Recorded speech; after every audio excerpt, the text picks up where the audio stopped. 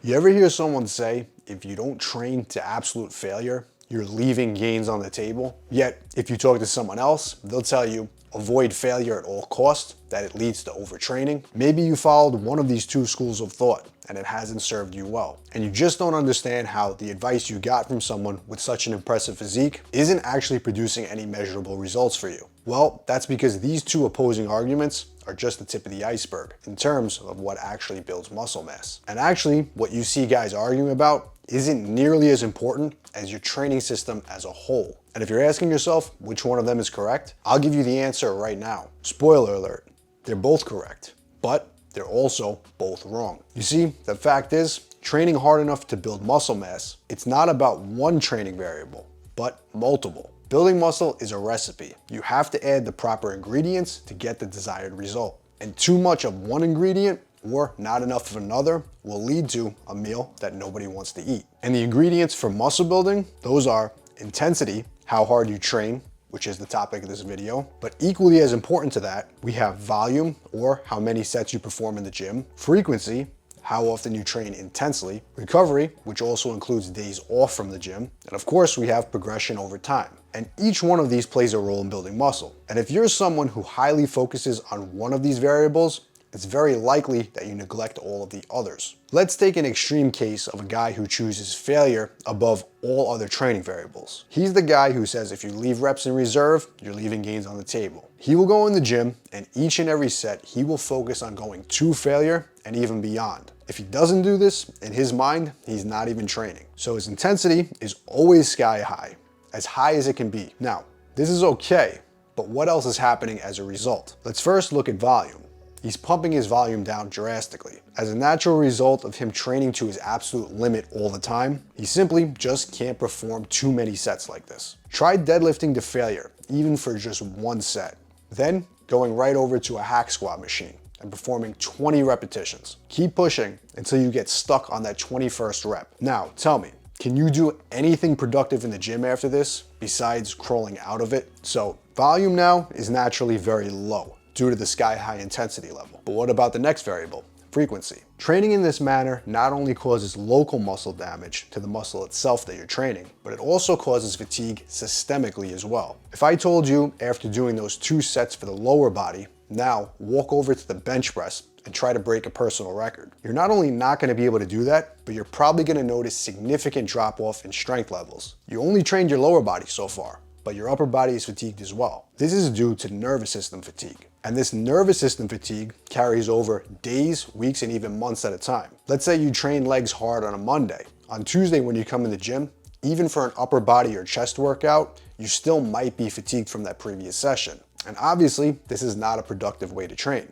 So naturally, as a result of this sky-high intensity, the frequency gets pumped down as well. And this is a perfect example of why you see most high-intensity guys training as little as 2 times per week and sometimes upwards of 3 or 4 max. It's just not sustainable or productive to train at that high intensity that many times per week. And that, of course, ties right into recovery. And the only way to truly recover from this type of training is to include more days off per week. But let's look at what that does directly. Not having that many days per week available to train also takes days away from prioritizing muscle groups. Let me ask you this. Have you ever seen a low volume, high intensity guy have an arm day? Or maybe a day dedicated to just shoulders, calves? What about hamstrings? It's highly unlikely. And that's because adding in an additional day like this, specifically to train those body parts while they're fresh, it also will dig into your recovery ability. With a more structured training plan, you might be able to get away with this. But with super high intensity levels every single session, you're already redlining your recovery ability. So naturally, this style of training forces you to cram more muscle groups into one single session. This is why you see lots of low volume, high intensity guys training with things like push-pull legs or upper-lower splits. So now, if we look at the overall recipe of a high intensity training system, we generally only see one training variable emphasized, and that of course is the intensity. And as a result of this, volume is reduced, frequency is reduced, and recovery becomes even more difficult to manage. And as a result, this might force you to neglect certain body parts to allow for systemic recovery. Now, none of this is necessarily bad if you personally enjoy training with a high intensity and you're not focused on developing your physique to its maximum. But if you're looking to maximize your physique, you're only throwing one ingredient into your recipe like this. And as a result, you're neglecting everything else that complements it. Now, of course, intensity is very important for building muscle. I talk about this all the time. I'll be the first one to say it. If you're not training intensely, then the other variables don't even matter. I'll say it again. If you're not training intensely, then the other variables don't even matter. Intensity is the prerequisite. You need to establish that first. But then you can take advantage of all the other training variables, provided that you balance all of them. But here's the thing, intensity or productive training intensity, it's not fixed. As in, if you train intensely, that means you must train to failure. Productive training intensity actually has a range. And you'll often hear guys saying things like, there are similar muscle gain outcomes to training to failure or going just 3 to 4 reps shy of failure. Personally, I think for rank beginners, that recommendation is fine. But if we're talking about guys who truly want to maximize their physique, and how I personally train and recommend and program for most of my clients, my recommendation is to train to failure, but up to 1 to 2 reps shy of failure. Anything less than that, I personally don't consider as a productive working set. And I'll touch on specifically what I mean by 1 to 2 reps shy of failure in a minute, as most people don't understand exactly what that means. But now, when we open up this range for training intensity and ensure that we're training within this range, because we're not taking each set to the point where we actually miss reps, having to have spotters take the bar off our chest and burning ourselves out after each and every single rep, now we can optimize our training volume,